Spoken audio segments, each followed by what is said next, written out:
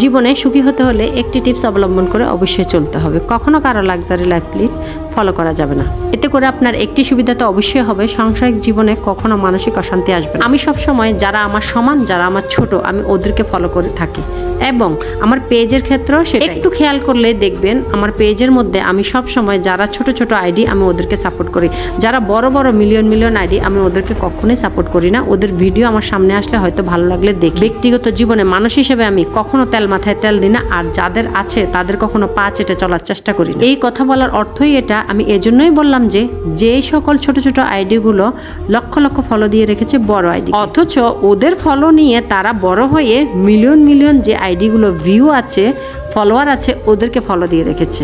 এই কথাগুলো শোনার পরে এক একজনের এক এক রকম মন্তব্য আসতে পারে আমার বিরুদ্ধে। সবচেয়ে এখন বড় কথা হলো আমি ভাবি না যে কেউ আমাকে ভালো বললো, আর আমি হতেও চাই না কারো কাছে ভালো। কে আমাকে খারাপ বললো, কে কি বললো, আমার কিচ্ছু যায় আসে না।